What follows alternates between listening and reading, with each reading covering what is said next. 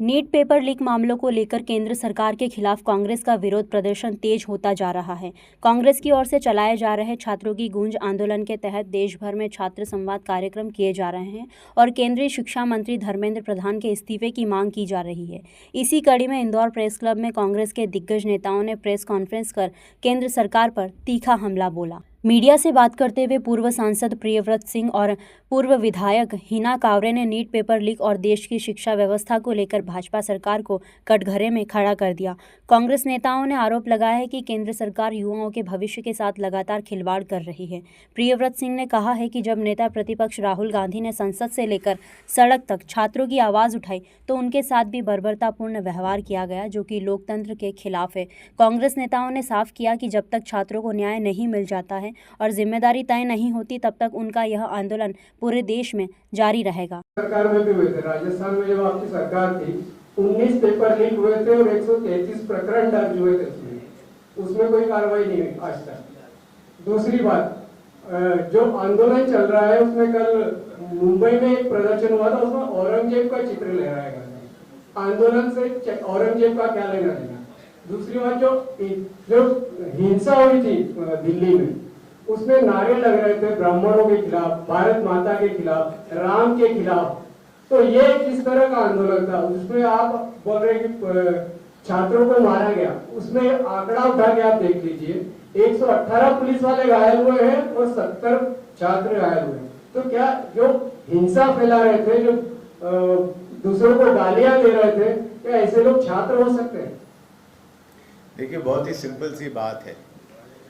राष्ट्रीय स्वयं सेवक संघ और भारतीय जनता पार्टी के पास एक ही टूल है किसी भी आंदोलन को रोकने का या किसी भी आंदोलन को डिफेम करने का, और वो है धर्म। या तो धर्म का बहाना लेते हैं या फिर वो देशद्रोह का बहाना। अगर कोई आंदोलन कर रहा है तो क्या ये चीन या पाकिस्तान से आए हुए लोग थे? ये आंदोलन जो कर रहे थे छात्र, वो इस देश के छात्र थे ना, इस देश का ही हिस्सा है, इस देश के ही नागरिक थे। और अगर कोई बाहर का नागरिक आया है तो उसके ऊपर आप कार्रवाई करिए। हम कहाँ आपको उसमें रोक रहे हैं? या कोई अगर देशद्रोह की बात कर रहा है, पर हर चीज में, जब पंजाब में फार्मर्स एजिटेशन हुआ तब भी धर्म बीच में आया था। आपको भी ध्यान होगा किस प्रकार से कमेंट्स आए थे। मैं उसमें विस्तार से नहीं जाना चाहता। और आज भी आप वही हथकंडा लेके आ रहे हैं। आप भगवान श्री राम की बात कर रहे हैं। मंदिर, अयोध्या में जो राम मंदिर है, वहाँ पे चढ़ावे में जो चोरी हुई है, जिस प्रकार से उसमें विसंगति आई है, क्या उसके आप आंकड़े पेश कर रहे हैं?